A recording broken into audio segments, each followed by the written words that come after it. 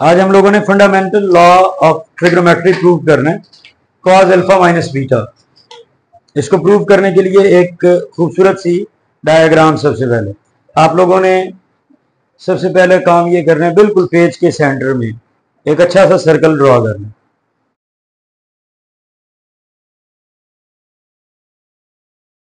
इस सेंटर में हम लोग ओरिजिन पॉइंट ओ, ये एक्स एक्सिस हमने ड्रॉ किया, ठीक है। सर्कल को हम एक पॉइंट ए पे कट करेंगे और इसका जो एंगल है वो होगा अल्फा। अभी हमने सबसे पहला काम ये किया कि मेजर एंगल एक्स ओ ए, एक्स से स्टार्ट किया, ओ पे आगे हमने टर्न लिया और कहाँ पे गए, पॉइंट ए पे। तो ये जो एंगल बना, इस एंगल को अभी हमने थोड़ी देर के लिए क्या कह दिया, अल्फा। अब ओ टू ए ये इस सर्कल का कहलाता है रेडियस। हमने स्टार्टिंग में ही इसका जो रेडियस है वो 1 के इक्वल लेना, सही है। अच्छा, जैसे हमने फिजिक्स में पढ़ा होगा, आप लोगों में से मैक्सिमम लोगों ने, कुछ लोगों का स्टैटिस्टिक्स होता है लेकिन 9-10 में मैक्सिमम लोग पढ़ के आए रेजोल्यूशन ऑफ फोर्सेस वाला टॉपिक है। हाँ जी, resolution of forces. Resolution of forces में पढ़ते हैं कि अगर वेक्टर हो एफ, एंगल हो थीटा विद एक्स एक्सिस, तो इस एफ वेक्टर के दो कंपोनेंट्स बनते हैं। किसी को याद है? इसको क्या बोलते हैं, F X F Y, F X and F Y. F X किसके इक्वल होगा, किसी को भी नहीं पता? Cos theta. Very good. क्या नाम है आपका? इरफान। Very good. ये होता है F cos theta. F Y ये क्या होगा, एफ साइन थीटा। क्या होगा भाई, एफ साइन थीटा, ठीक है। फिर से देख लें कि अगर एक वेक्टर है, फॉर एग्जांपल पी, वेक्टर है भाई पी और एंगल है फाई, तो इसके कंपोनेंट्स क्या बनेंगे, P X and P Y. P X किसके इक्वल होगा, पी कॉस फाई, और पी वाई किसके इक्वल होगा, पी साइन फाई। तो थोड़ा मुश्किल था, आसान एक लेते हैं। अभी हमारे पास वैल्यू है भाई ओ ए इज इक्वल टू 1, एंगल है जी अल्फा। तो इसको अगर हम कंपोनेंट्स में रिजॉल्व करें तो दो कंपोनेंट्स बने, 1x एंड 1y। तो जो x कंपोनेंट है किसके इक्वल होगा,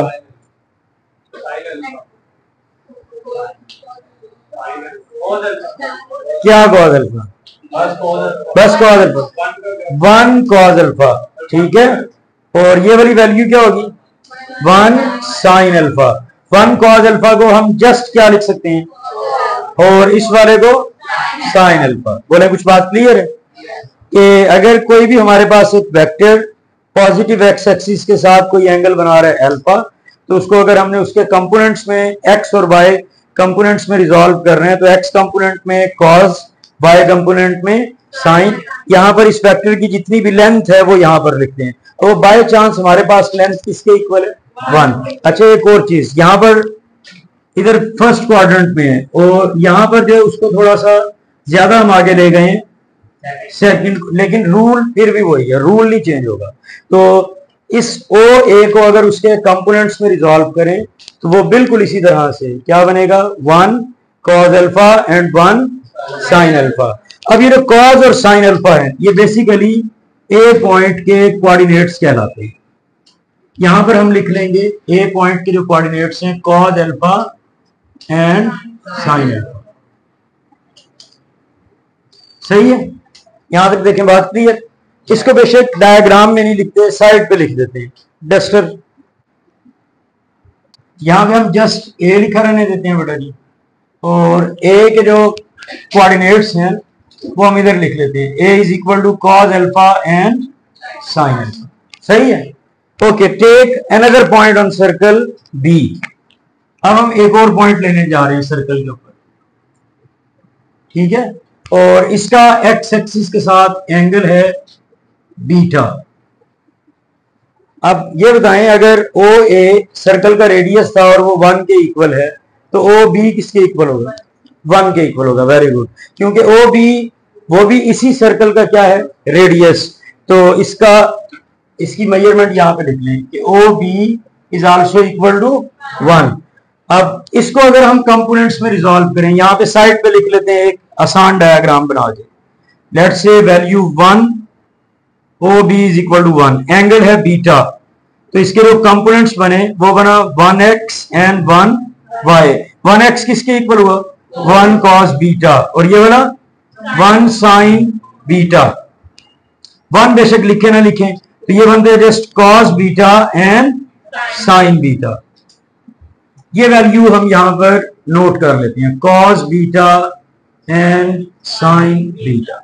यहां तक देखें, बात क्लियर है आप लोगों को? ओके, फिर से समझ लें। हमने एक सर्कल से स्टार्ट किया, सर्कल के बिल्कुल सेंटर में से एक स्ट्रेट लाइन गुजार दी अलोंग द डायमीटर, और वो था एक्स एक्सिस। ठीक है, सर्कल का जो सेंटर है वो हमने फिलहाल किस पे ले लिया? ओरिजिन पे। ओरिजिन से सर्कल के ऊपर हमने एक पॉइंट ड्रॉ किया ए, ठीक है, उसमें से एक हमने ऐसे लाइन गुजार दी, क्योंकि यहाँ पे एरो लगा हुआ है, रे इसको बोलते हैं। क्या बोलते हैं? ओ ए, हमने एक रे यहां से पास कर दी जिसने सर्कल को पॉइंट ए पे कट किया। ओ ए सर्कल का था रेडियस, और इसकी वैल्यू कितनी थी? 1। अच्छा, इस ओ ए का ओ एक्स के साथ ऐसे जो एंगल बन रहा है, वो एंगल कितना बन रहा है? अल्फा। ये हमने खुद से वैल्यू अज्यूम की और इधर साइड में नोट कर दी। ठीक है, बी वाली भी नोट कर लेते हैं। बी वाली क्या थी भाई? Major angle X O B. आपने एक्स से स्टार्ट किया, ओ पे आके टर्न लिया और बी तक गए, तो एक्स ओ सेंटर में और ऊपर B, X O B is equal to beta. और रेजोल्यूशन ऑफ फोर्सेस वाले टॉपिक से हेल्प लेते हुए ओ बी को हमने रिजॉल्व किया, लेकिन उसको हमने बी के कोऑर्डिनेट्स के तौर पे यहां पे नोट डाउन कर लिया। बोले यहां तक बात क्लियर? ओके, एक मुझे बुक दे, मैं आपको बुक पे अंडरलाइन करवा देता हूं। पेज नंबर 314, पेज नंबर 314 पे देखें। Fundamental law of trigonometry, let alpha and beta be any two angles, और ब्रैकेट में लिखे हैं रियल नंबर्स। एंगल्स वैसे भी हम रियल नंबर्स ही लेते हैं, लेकिन जब आप बड़ी क्लास में जाएंगे ना, ठीक है, तो उसमें आप देखेंगे कि अगर ये कॉम्प्लेक्स नंबर हो फिर भी आंसर निकल आता है। उसमें फिर ये सिंपल साइन कॉस जो है वो साइन हाइपरबोलिक एक्स और कॉस हाइपरबोलिक एक्स के साथ मतलब उसमें चेंज हो जाते हैं with some iota as a multiple, या मल्टीपल कभी नहीं भी होता। लेकिन अभी फिलहाल इतनी डीप नॉलेज में नहीं जाना, फिलहाल सिर्फ इसको इतना याद रखें कि हाँ भाई जो एंगल्स हैं वो बेसिकली क्या होते हैं भाई? Real numbers. 20, 30, 10 कुछ भी डिग्री हो सकता है। ओके, नीचे फार्मूला लिखा हुआ है, जो फार्मूला हम पिछले 2 दिन से लिख रहे हैं। ठीक है, लास्ट टाइम भी लिखा था, अभी भी यहाँ पे लिख दिया। Okay, which is called the fundamental law of trigonometry. ठीक है, अच्छा, for our convenience let us assume that alpha greater than beta greater than 0। Greater than 0, 0 से बड़े नंबर क्या होते हैं? पॉजिटिव। ठीक है, तो हमने अल्फा और बीटा दोनों पॉजिटिव एंगल्स लिए, और अल्फा और बीटा में भी हमने थोड़ी सी रेस्ट्रिक्शन ये रख ली कि अल्फा को हमने ग्रेटर एंगल लिया। देखे ना, अल्फा जरा ज्यादा दूर जाके टर्न हुआ है और बीटा जरा नजदीक आके टर्न हुआ है, ऐसे ही है ना। मतलब अल्फा फॉर एग्जांपल है 130, तो बीटा 130 तो नहीं ना होगा, कम से कम 130 से क्या होगा? कम नहीं होगा ना, 115, 110। तो हमने अपनी कन्वीनियंस के लिए ओ ए उसको थोड़ा दूर ड्रॉ किया, ओ बी को ओ एक्स के जरा नजदीक ड्रॉ किया। इस तरह से एंगल अल्फा और बीटा में ये ग्रेटर देन वाला रिलेशन आ गया। अच्छा, बिल्कुल जब ये थ्योरम प्रूव कर लेंगे, बेशक आप अभी देख लें, लास्ट में उसने सेंटेंस लिखा है कि हमने अपनी कन्वीनियंस के लिए इनको पॉजिटिव और एक को ग्रेटर लिया था, अल्फा वाले को। तो अगर ये नहीं भी लेते तो भी ये रिजल्ट सेम प्रूव रहता है, इसमें कोई चेंज नहीं है। ठीक है, लेकिन फिलहाल फॉर द टाइम हमने फॉर आवर कन्वीनियंस इसको इसी तरह से लिखना है। यहां तक देखें, बात clear? Okay, consider a unit circle. Yes, ये एक बात आपको बतानी थी। एक ऐसा सर्कल जिसका रेडियस होता है 1, जिसका रेडियस क्या हो? 1, उसको हम क्या बोलते हैं? Unit circle. ये जहां पे बुक में यूनिट सर्कल लिखा हुआ है इसको अंडरलाइन कर लें और इसके ऊपर लिख लें ताकि आपको नेक्स्ट टाइम के लिए याद रहे। r is equal to 1, small r is equal to 1, कि एक ऐसा सर्कल जिसका रेडियस 1 हो, उस सर्कल को हम क्या बोलते होते हैं? Unit circle. With centre at origin, तो ये ओरिजिन वाली बात मैंने आपको पहले ही एक्सप्लेन कर दी। ठीक है, कि हमने डायमीटर उसका लिया ही अलोंग द एक्स एक्सिस है। ठीक है, okay, let the terminal sides of angle alpha and beta cut the unit circle at a and b respectively। Alpha angle वाली जो रे है वो सर्कल को ए पॉइंट पे कट कर रही है, बीटा एंगल वाली जो रे है उस वो जो टर्मिनल आर्म है वो सर्कल को बी पॉइंट पे कट कर रहा है। ठीक है, जो काम हम डायग्राम बनाते हुए कर रहे हैं उसकी कंस्ट्रक्शन हमने थ्योरम में साथ साथ लिखनी होती है। जैसे आपने स्कूल में थ्योरम्स किए थे ना, theorem to prove construction given, तो डायग्राम सेम उसी तरह से है। ठीक है, ओके नेक्स्ट देखें। एविडेंटली मतलब थोड़ा सा फैंसी वर्ड है, इसका मतलब होता है कि भाई बजाहिर जो नजर आ रहा है। जैसे हम कहते हैं ना कि अगर कोई कोर्ट में केस पेश किया जाए तो वो कहते हैं हाँ जी आपके पास इसका क्या एविडेंस है, तो एविडेंस मतलब उसका सबूत क्या है। तो मतलब ये है कि ये क्लियरली इस पिक्चर से नजर आ रहा है कि angle A O B alpha minus beta के इक्वल है। लेकिन ये इतना क्लियर नजर आ रहा है कि आप लोगों की तो आंखें ही मांग पड़ गई है ना, लेकिन आप लोगों को नजर नहीं आ रहा है कि नजर आ रहा है फैंसी जैसे आप फैंसी है माशाल्लाह है ना। इस डायग्राम को खराब नहीं करते, लेकिन आपको ये एविडेंटली वाली बात मैं इधर साइड पे समझाता हूँ। जो हमने यहाँ पे सर्कल ड्रॉ किया, इस सर्कल में बेटा जी ये हमारे पास एक लाइन आ रही है, एक इधर आ रही है, ए ओ बी। ओके, यहां से लेके यहां तक कंप्लीट किसके इक्वल है? अल्फा। यहां से बी तक किसके इक्वल है? तो इसके दरमियान का गैप कितना है? Alpha minus beta. Very good, यही बात यहां पे लिखी हुई है कि Maihar angle A O B, ए से स्टार्ट किया ओ तक आए, ओ पे आगे हमने टर्न लिया, वापस बी पे गए, तो ये जो ए ओ बी है ये एंगल किसके इक्वल है? Alpha minus. देखे ना, एक सिंपल सी बात समझे। फॉर एग्जाम्पल इधर पॉइंट इधर देखें, पॉइंट ओ से पॉइंट ए तक है जी 10 यूनिट, पॉइंट ओ से पॉइंट बी तक ये टोटल है जी 15 यूनिट। तो बताएं इनके दरमियान कितना होगा? 5 यूनिट। 5 कितना होगा? अगर उसकी इक्वेशन बना के लिखनी हो तो हम लिखेंगे 15 माइनस 10 इज इक्वल टू, ऐसे ही है। तो अब अगर इसके नाम ही चेंज कर दें, this is alpha, this is beta, तो फिर इनका जो डिफरेंस है वो क्या बनेगा? Alpha minus beta. ये जैसे स्ट्रेट लाइन पे है वो टर्निंग डिस्टेंस है, ठीक है, सर्कुलर डिस्टेंस है। तो जो ग्रेटर वाला डिस्टेंस है, ग्रेटर वाला एंगल वो अल्फा, लेस वाला एंगल बीटा। तो इनके दरमियान में ये वाला जो गैप है, ये गैप किसके इक्वल है? Alpha minus beta. ग्रेटर में स्मॉलर का माइनस करना। हाँ जी, नेक्स्ट देखें बेटा। Take a point C on the unit circle so that measure angle X O C is equal to measure angle A O B is equal to alpha minus beta. ये काम अभी हमने नहीं किया, लेकिन ये काम अभी करने से पहले एक हमें चैप्टर नंबर 9 की डेफिनेशन रिवाइज करनी है, क्योंकि हमने तो ऑलरेडी पढ़ी हुई है, कुछ लोगों ने नहीं पढ़ी, तो उन लोगों के लिए एक दफा देख लेते हैं। चैप्टर नंबर 9 पेज नंबर 295 पे देखें बेटा। Angle in the standard position, angle in the standard position, ये वाली डेफिनेशन जरा एक दफा देख लें बेटा। An angle is said to be in the standard position if its vertex lies at the origin of a rectangular coordinate system and its initial side along the positive x-axis। अब ये कुछ समझ नहीं आई होगी बात, लेकिन अभी डायग्राम बना के मैं आपको बात समझाता हूँ। नहीं तो नीचे भी उसने 4 डायग्राम्स बनाई हैं, एक दफा उन 4 डायग्राम्स को देखें। मैं अभी व्हाइट बोर्ड पे भी ये वाली बात समझा देता हूँ।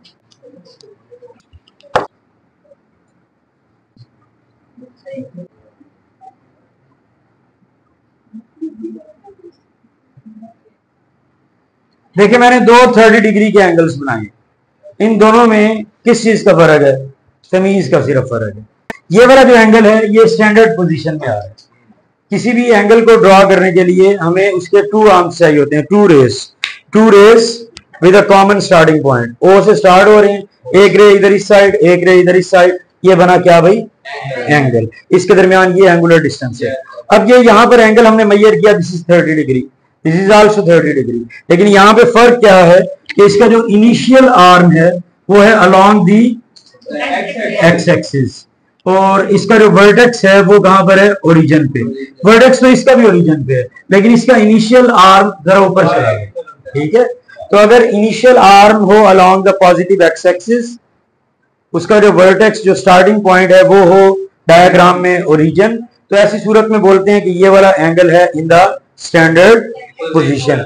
अब देखें यहाँ पर इस वक्त टोटल हमने 3 एंगल्स स्केच किए हुए हैं, अल्फा, बीटा और अल्फा माइनस बीटा। इन 3 में से सिर्फ 2 एंगल्स इस वक्त स्टैंडर्ड पोजीशन में, ए और बी वाले। यस, एंगल अल्फा और एंगल बीटा। एंगल अल्फा अगर आप देखें ये इधर लिखा हुआ है, एंगल अल्फा कहां से स्टार्ट हो रहा है? एक्स से। एंगल बीटा भी कहां से स्टार्ट हो रहा है? एक्स से। दोनों एंगल्स इस वक्त स्टैंडर्ड पोजीशन में हैं क्योंकि ये एक्स से स्टार्ट हो रहे हैं, ओरिजिन पे आके टर्न ले रहे हैं। लेकिन ये जो एंगल ए और बी बना है ये दरमियान में यहां कहीं बन गया, ऐसे ही है। ये अब स्टैंडर्ड पोजीशन में नहीं, तो इसको स्टैंडर्ड पोजीशन में लिखने के लिए इसको पहले कर ले मैयर। फॉर एग्जांपल ये एंगल है 20 डिग्री, एक एग्जांपल दे रहा हूं। कितना एंगल है? एग्जैक्ट इतने डिग्री का एंगल आप इधर बना दो। Take another point C on the circle, ठीक है, सच दैट कि अगर ये अल्फा माइनस बीटा है तो ये भी एग्जैक्टली उतना ही बन जाए। लेकिन अब इस दफा इससे इस तरह करने से फायदा ये होगा कि ये वाला जो एंगल अल्फा माइनस बीटा है ये भी स्टैंडर्ड पोजीशन में आ जाएगा। इसमें आ जाएगा भाई स्टैंडर्ड पोजीशन में। ओके, यहां हम अपनी एक्चुअल डायग्राम में करते हैं। Take another point C, take another point C on the circle. एक हमने और पॉइंट लिया सर्कल पे सी, सच दैट ये वाला जो एंगल है this is also alpha minus beta. लेकिन इस दफा एक्स ओ सी, अल्फा माइनस बीटा जो है वो कौन सी पोजीशन में आ गया? स्टैंडर्ड पोजीशन में। इसको भी यहाँ पे नोट कर लेते हैं। ऐसे लिखें मेजरमेंट एंगल। हाँ जी, measurement angle X O C. Measure angle X O C is equal to alpha minus beta is now in standard position. ये वैल्यू किस चीज के इक्वल बेटा? 1। तो इसको भी इसके कंपोनेंट्स में रिजॉल्व कर लें, यहां पे लिख लें।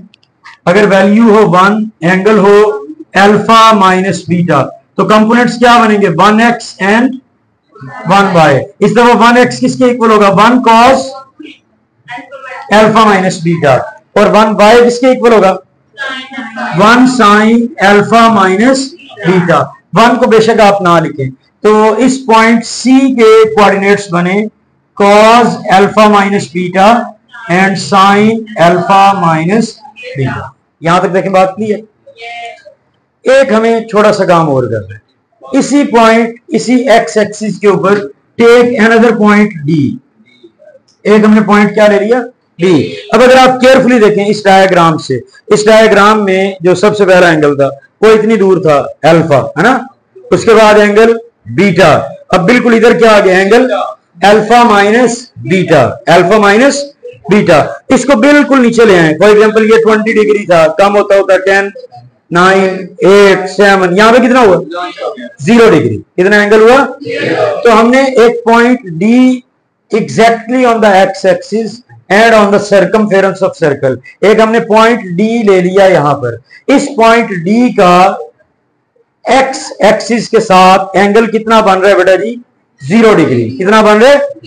तो इस 0 डिग्री वाले को भी अगर हमने कंपोनेंट्स में रिजॉल्व करना है डी को, तो उसके कंपोनेंट्स क्या बनेंगे बेटा? cos 0 and sin 0। cos 0 किसके इक्वल होता है? sin 0। तो इस डी के कंपोनेंट्स बने 1,0। यहां तक देखें, बात क्लियर?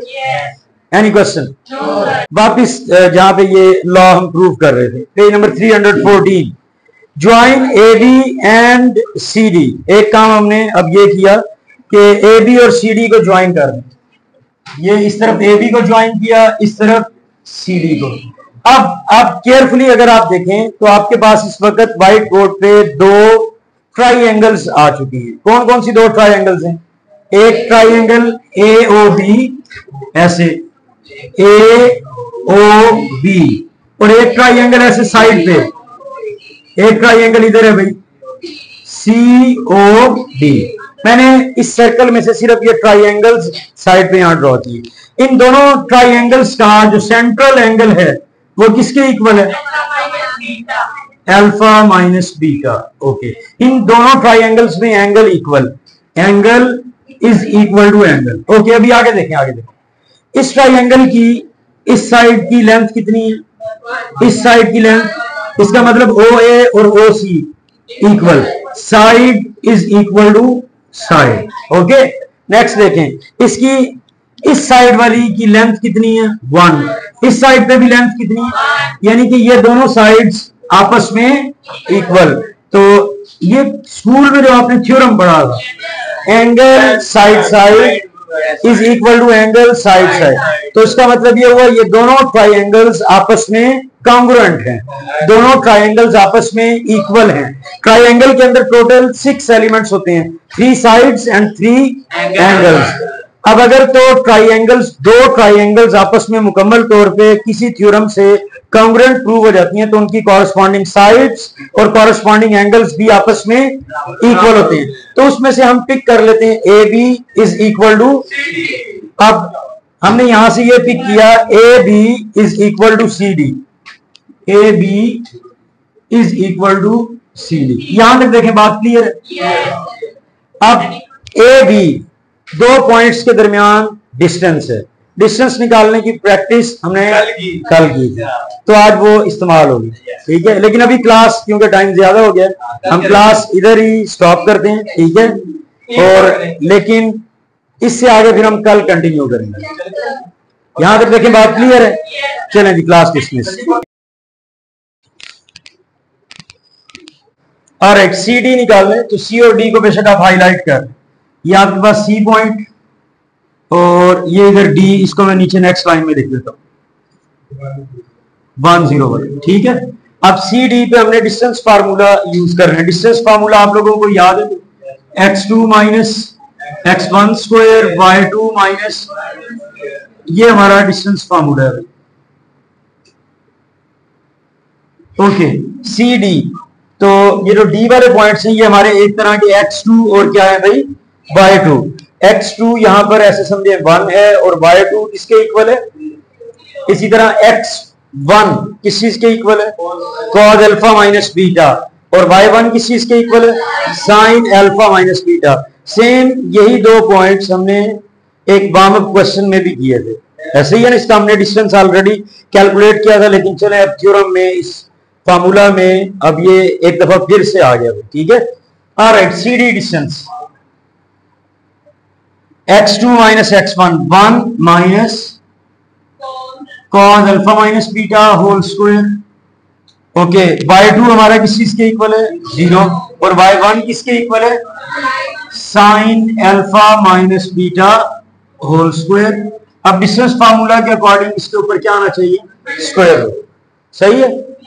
ओके, इसका होल स्क्वायर ओपन कर लें, a minus B whole square किस चीज के इक्वल भाई, a square plus B square minus 2ab, तो ये बनता है 1 plus cos square alpha minus beta minus 2 cos alpha minus beta, 0 minus something. अब 0 में से अगर कोई नंबर माइनस करें, सेम वही नंबर बच जाएगा, ऐसे ही है ना। फॉर एग्जाम्पल 0 माइनस 10, तो क्या आंसर बनेगा, माइनस 10, 10 के माइनस 10 माइनस 10। तो इसी तरह अगर 0 माइनस ए, तो आंसर भी क्या बचेगा, माइनस ए, सिर्फ वही नंबर बच जाएगा। इस वजह से यहां पे बचता है minus sine alpha minus beta का होल स्क्वायर। एक्स प्राइम को थोड़ा सा इधर लिखें, यहां तक देखें, बात क्लियर। अब ये जो नेगेटिव नंबर वाले का स्क्वायर है, ये भी क्या हो जाता है भाई, पॉजिटिव। यहां पे बेशक रीजन लिख लें कि किसी नेगेटिव नंबर का अगर स्क्वायर लें तो वो भी क्या हो जाता है, पॉजिटिव। तो 1 plus cos square alpha minus beta minus 2 cos alpha minus beta, ये माइनस हुआ खत्म, बना positive sign square alpha minus beta. यहां तक देखें, बात क्लियर। अब चैप्टर 9 का ट्रिग्नोमेट्री का जो सबसे पहला फार्मूला था, called fundamental identity of trigonometry, याद है, cos square theta plus sine square theta is equal to 1, cos square alpha minus beta and sine square alpha minus beta किस चीज के इक्वल होगा, 1। इसकी तरह आप पेयरिंग कर, जल्दबाजी नहीं करते।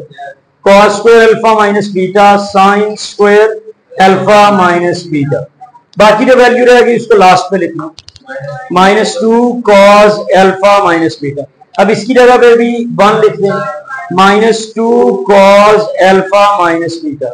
टोटल कितना हुआ बेटा जी, 2 minus 2 cos alpha minus beta. ये हमारे पास सी डी डिस्टेंस आ गया। यहां तक देखें बेटा जी, बात क्लियर। अब हमें किस चीज का डिस्टेंस निकालना है? A B. अब ए और बी वाले दोनों यहां पे हमारे पास पॉइंट्स अवेलेबल हैं। अभी ए बी का डिस्टेंस निकालते हैं, इसको जल्दी से नोट करें, फिर ए बी डिस्टेंस निकालते हैं। स्पीड लगाएं जरा।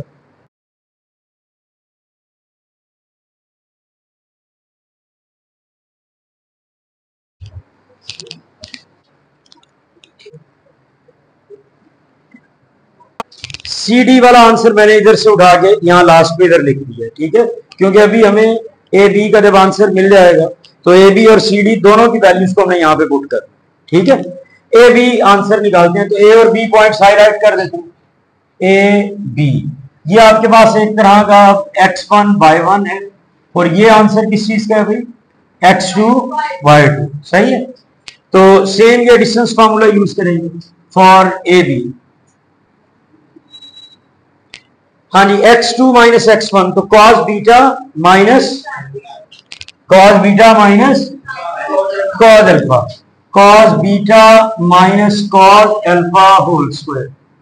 हाँ जी, उसके बाद y2 माइनस y1, तो sin beta minus sin alpha whole square, sin beta minus sin alpha whole square, square root a minus B whole square. अब स्क्वायर का फार्मूला लग जाएगा, A square plus B square minus 2a, तो ये value बनी cos square beta cos square alpha minus 2 cos beta and cos alpha. इसी तरह दूसरे वाले का भी स्क्वायर ओपन कर रहे हैं, तो वो बन जाएगा sin square beta sin square alpha minus 2 sin beta sin alpha, और सारी value under the radical sign. यहां तक देखें, बात क्लियर। अगर आप लोगों का ये जो स्टेप इजीली एक लाइन पे आ जाए तो एक ही लाइन पे लिख ले, ठीक है।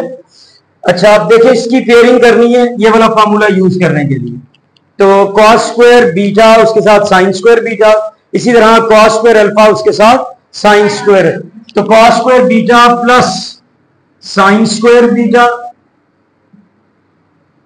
सेकंड पेयर क्या बनेगा? cos square alpha plus sin square alpha. बाकी जो डिफरेंट सी वैल्यूज बच गई हैं उनको लास्ट पे लिख लें। तो क्या बच गया? एक बचा हमारे पास minus 2 cos beta cos alpha. अब जरा देखो, जो हमने फॉर्मूला प्रूव कर रहे हैं उसमें पहले क्या लिखा हुआ है? cos alpha. तो हम लोग एहतियातन, मतलब पहले से ही एहतियात बरतते हुए क्या करते हैं भाई? cos अल्फा को पहले लिख लेते हैं। इन दोनों में से cos अल्फा को पहले लिख लें, cos बीटा को बाद में। इसी तरह इसको भी अरेंज करें तो क्या लिखेंगे? साइन अल्फा पहले लिख लेंगे, minus 2 sine alpha sine beta and whole value under the radical sign. एक दफा फिर से देख लें, यहां पे हमने सेम एंगल के हिसाब से ये वाला फॉर्मूला यूज करने के लिए पेयरिंग की, cos स्क्वायर बीटा उसके साथ sine square beta, cos square alpha के साथ साइन स्क्वायर अल्फा। ये वाले जो दो टर्म्स रह गए थे, इन दो टर्म्स को हमने लास्ट पे लिखा, और इनको इस तरह से लिखा कि पहले हमने अल्फा वाली वैल्यू लिखी, बाद में बीटा वाली। अब cos square beta plus sine square beta 1, cos square alpha plus sine square alpha 1, minus 2 cos alpha cos beta minus 2 sine alpha sine beta. 1 plus 1 total हुआ 2 minus 2 cos alpha cos beta minus 2 sine alpha sine beta. ये बनी हमारे पास equation number 3। ये actually हमारे पास A B distance का answer आ चुका है। अब ए बी और इधर जो थोड़ी देर पहले हमने निकाला था सी डी, ए बी और सी डी दोनों डिस्टेंसेस को इस इक्वेशन में पुट कर लें। तो put 2 and 3 in equation number 1। हाँ जी, तो सी डी की वैल्यू है बेटा जी 2 minus 2 cos alpha minus beta under the radical sign is equal to 2 minus 2 cos alpha cos beta minus 2 sin alpha sin beta under the radical sign। यहां तक सही है। अब बेशक इधर इसी स्टेप में क्या करें? Square on both sides. क्यों स्क्वायर लेना चाह रहे हैं? ताकि कम से कम स्क्वायर रूट कैंसिल हो जाए। तो square and square root cancel, क्या वैल्यू रहेगी? 2 minus 2 cos alpha minus beta 2 cos alpha cos beta 2 sin alpha sin beta. यहां तक बात क्लियर? अब एक ऑप्शन ये है कि छोटे बच्चों की तरह कि ये वाला जो 2 इधर प्लस हो रहा है उधर आके इस वाले 2 में से माइनस हो गया, 2 माइनस 2 कैंसिल, 0 हो जाएगा। एक तरीका है कि कैंसिल फ्रॉम बोथ साइड्स, सही है। अब कुछ लोग स्मार्ट बनेंगे, वो इधर ही -2 को भी कैंसिल कर बैठेंगे, ऐसे नहीं करना, ठीक है। Step by step. ये वाला जो 2 कैंसिल हुआ ये असल में इस तरह से है कि एक 2 लेफ्ट हैंड साइड वाला हम राइट हैंड साइड पे ले गए और उधर जाके 2 माइनस 2 0 हो गया, सही है। अब जो बाकी बचते हैं हमारे पास वो क्या है भाई, -2 cos alpha minus beta, -2 cos alpha cos beta plus sine alpha sine beta. भाई ये प्लस कहां से आ गया भाई, -2 को हमने कॉमन कर लिया। इन लास्ट वाली दोनों टर्म्स में -2 था, -2 हमने क्या कर दिया, अब डिवाइड बोथ साइड्स विद -2 से डिवाइड कर दी तो ये वाला -2 इस -2 से डिवाइड हो गया, क्या वैल्यू रह गई, cos alpha minus beta is equal to cos alpha cos beta plus sine alpha sine beta. देखो यही प्रूव करना था।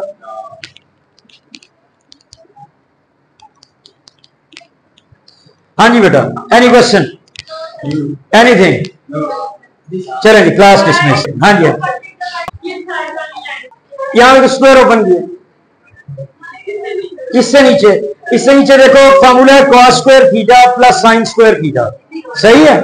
तो cos स्क्वायर बीटा प्लस ये इनको पेयरिंग की ताकि ये 1 बन सके। इसी तरह फिर cos स्क्वायर अल्फा और साइन स्क्वायर अल्फा, इन दो को मिला दिया, मिला के तो ब्रैकेट में लिखा, अगले स्टेप में उसको 1 किया, जो बाकी वैल्यूज बची वो हमने लास्ट में लिखा। हाँ जी बेटा, एनी क्वेश्चन? Any question? चलें जी, क्लास डिसमिस।